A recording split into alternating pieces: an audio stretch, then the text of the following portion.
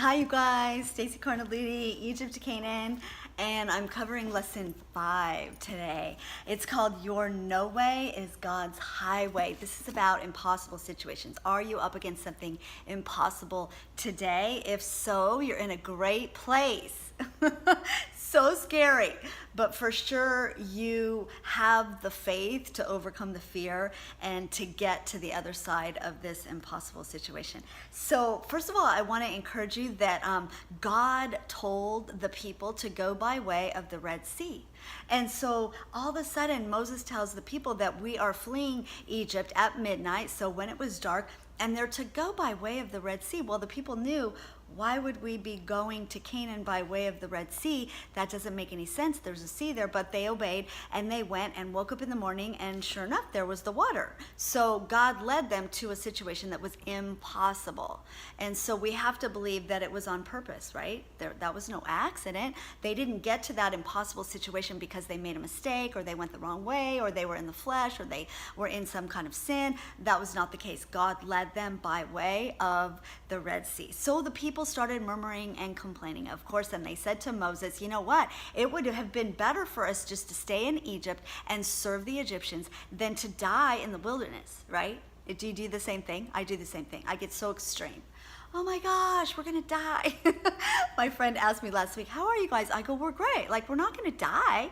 We are going through challenging times, but we're not gonna die. We absolutely have the victory by faith, and we are called to a life of faith. I am here to walk by faith and not by sight. So everything that's happening in my life is because I prayed for it, right?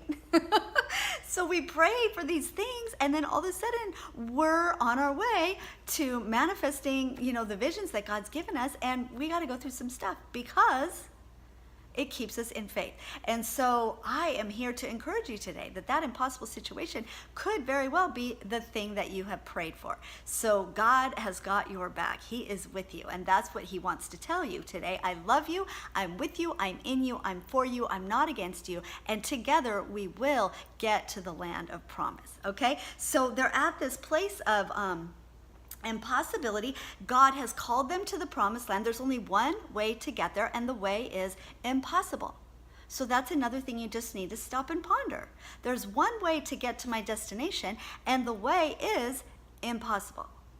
And if that's not your situation right now, I want to challenge you to step out and begin to pull up the deep desires of your heart and those visions that are just crazy. That's the stuff that you're here for. You are here for such a time as this to bring forth something that doesn't currently exist. Yeah. There's something that you're carrying that you alone are to deliver, to birth, to manifest, to bring from the spiritual into the natural. That's your greatest joy, greatest honor, greatest privilege, greatest and highest service. That's the deal. So for us to draw back in fear and to cover up and hide that dream and not share that vision, we are missing out on the God life. That's what your faith is for. So rest and know that you've been called to a crazy God kind of life. Okay? The situation that you're looking at right now, you're not seeing it as it really is. You're seeing it as you are. So everything in the natural, we tend to see through natural eyes. And so God is trying to teach us how to see things through spiritual eyes. Because the weapons of our warfare are not carnal. They're not natural. I cannot win the war on earth. I cannot win the victory by way of natural means. Whether that means that, whether we're talking about a basketball game or a running race or a business deal, whatever it is, I can't win by way of natural means.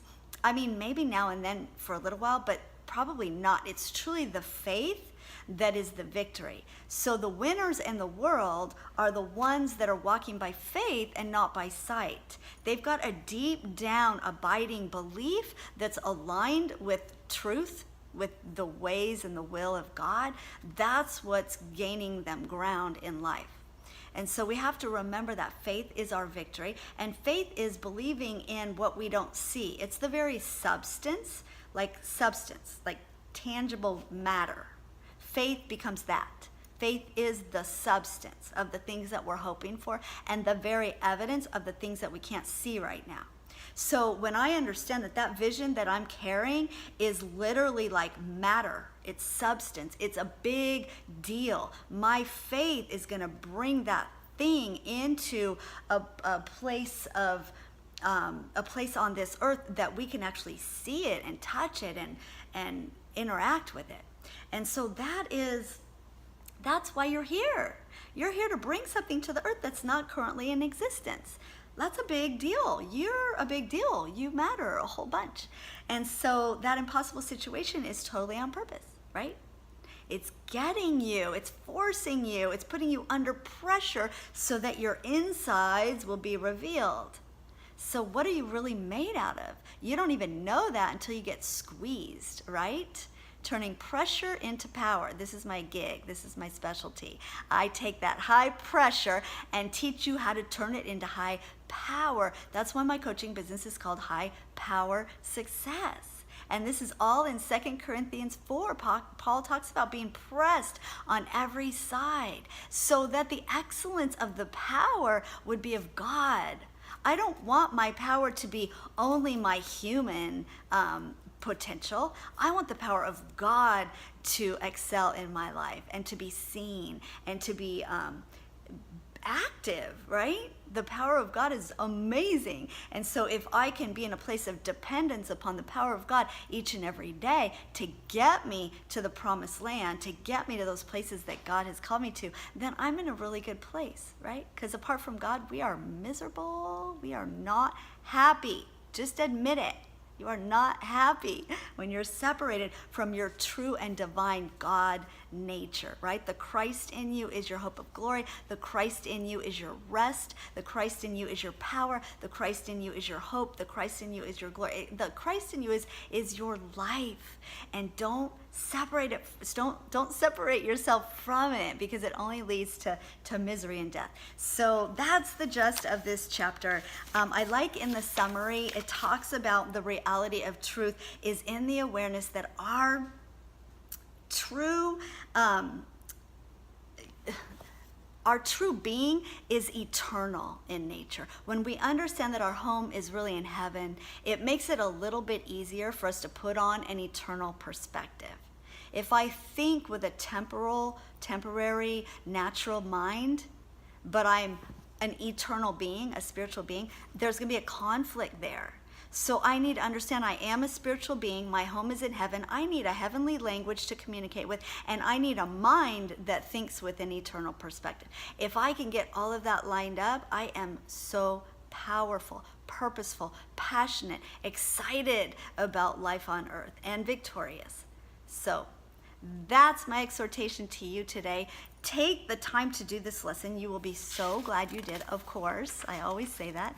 And if you do have examples of the things that God has done in your life, if you can testify or share a testimony of what God has done in your life recently, share it in the Facebook group. It is just so encouraging. Your testimony is a spirit of prophecy in the lives of us. So when we hear what God's doing in your life, it stirs up our faith to believe God for maybe that same thing in our life or something different. It just encourages us all to step up and believe for impossible things. All things are possible to him who believes, and that's the kind of life he wants us to be living. How often are you overtaken by the flesh or tempted to go back into a familiar place? Maybe your ego is trying to protect you. Recognize that. The mind of Christ will help you discern between the soul and the spirit so that you'll be able to walk in the spirit. That's where your life is. And then the last one is write down a clear destination. What is down there deep in you? What are you hiding? What is that that thing that God has entrusted you with, that vision? Write it down, make it plain so that you can read it every day and run with it. It really does make life worth living. And that's where your highest call is, your greatest contributions in the earth, and your most fulfilling service. So that's it for me. Peace out. I love you. Have a great week, and I'll see you next time.